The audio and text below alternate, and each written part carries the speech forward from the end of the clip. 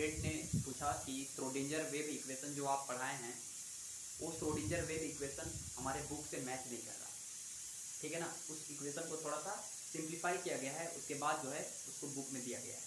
तो चलिए उसी को हम थोड़ा सा आगे एक्सटेंड करके आपको समझाते हैं, सिंप्लीफाई करके आपको समझाते हैं कि एक्चुअल में श्रोडिंगर वेव इक्वेशन किस फॉर्मेट में लिखा हुआ है। चलिए समझिएगा, जैसे ध्यान से समझिए कि हमारे पास श्रोडिंगर वेव इक्वेशन आपको ये बताया गया था कि d2 sine upon dx square, sorry del 2 sine upon del x square plus del 2 sign over del y square plus del 2 sign over del z square plus 8 pi square m upon h square into E minus v into sine equal to 0। ये आपको जो है Schrodinger wave equation जो है इस format में आपको हम बताए थे, और ये जो है हमारे बुक से मैच नहीं कर रहा है।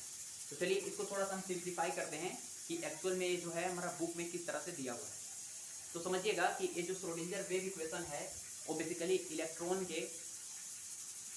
के जो वेव नेचर होता है उसको दर्शाने के लिए एक साइंटिस्ट थे जिनका नाम था श्रोडिंगर, और ये इक्वेशन दी, ठीक है। और बेसिकली इस इक्वेशन से सॉल्व करने के बाद जो है इलेक्ट्रॉन का शेप, साइज, ज्योमेट्री, रहने का लोकेशन, रहने की लोकेशन की प्रोबेबिलिटी, इस सब के बारे में पता चलता है, ठीक है। अब बेसिकली ये जो इसको हम सॉल्व करना चाहते हैं तो कैसे सॉल्व करेंगे समझिएगा। सॉल्व जो है इसको हम सिंप्लीफाई कर रहे हैं, सॉल्व नहीं कर रहे हैं। सॉल्व करने के बाद जो है 3 ठो इंटीजर मिलता है। एक का नाम होता है हमारा प्रिंसिपल क्वांटम नंबर, सेकेंड का नाम होता है एजीमुथल क्वांटम नंबर, और एक होता है हमारा मैग्नेटिक क्वांटम नंबर। लेकिन उसके बारे में हम डिस्कस नहीं कर रहे हैं, हम बेसिकली इसको सॉल्व सिंप्लीफाई करके और लिखना चाहते हैं और किस तरह से हम इसको लिख सकते हैं। तो जैसे मान लीजिए कि हमारे पास जैसे इस तरह का दिया हुआ है कि आप जो है एक ऑपरेटर पढ़े होंगे, मैथमेटिकल ऑपरेटर,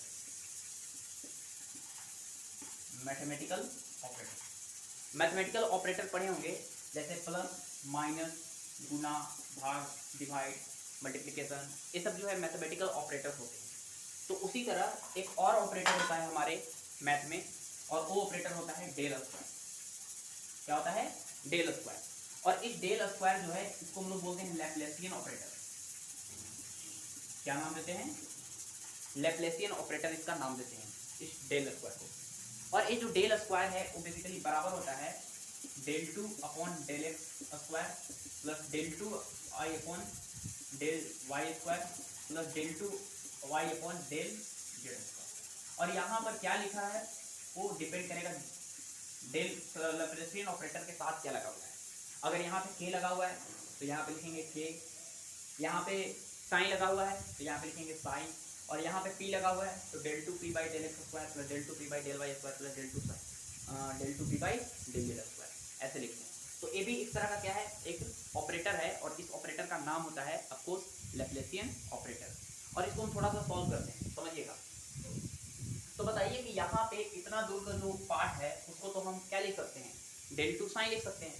तो इतना दूर के पार्ट को हम जो है लैप्लेसियन ऑपरेटर से रिप्लेस कर दिए del 2 sine plus 8 pi square m upon h square into E minus v into sine equal to 0। Sine को हम लोग बोलते हैं इलेक्ट्रॉन वेव फंक्शन, ठीक है। जैसे कोई भी वेव का एम्पलीट्यूड होता है तो इसको वेव एम्पलीट्यूड भी बोला जाता है, इलेक्ट्रॉन वेव एम्पलीट्यूड। ई जो होता है टोटल एनर्जी होता है, v हमारा पोटेंशियल एनर्जी होता है, ऑफकोर्स m जो है मास ऑफ इलेक्ट्रॉन होता है, और h हमारा प्लैंक्स कांस्टेंट होता है। अब हम क्या करते हैं कि 8 पाई स्क्वायर m से पूरे में डिवाइड करेंगे। तो 8 पाई स्क्वायर m से पूरे में डिवाइड करेंगे तो हो जाएगा कितना, यहाँ पर हो जाएगा एक, ये पूरा ये जो टर्म लिखा हुआ है उसको पूरा इक्वेशन में हम डिवाइड कर रहे हैं। डिवाइड करेंगे तो ये वाला टर्म नीचे आ जाएगा, वो ऊपर वाला ऊपर चल जाएगा। तो 8 पाई स्क्वायर m प्लस कट जाएगा, बचेगा e minus v into sine equal to 0, ये बचेगा। इसको और सॉल्व करेंगे तो आएगा del 2 sign over into h square into 8 पाई स्क्वायर m और प्लस इसको गुना कीजिए तो e psi minus v psi equal to कितना 0। तो आप इसको ऐसे लिखेगा del 2 psi into h square upon 8 पाई square m plus minus E जो है ये वाला को हम उधर ले जाएंगे और माइनस v साइन को भी उधर ले जाएंगे। तो ये माइनस v इंटू साइन उधर जाएगा तो प्लस में हो जाएगा, और ए वाला माइनस में हो जाएगा, बराबर बच जाएगा इधर ई का।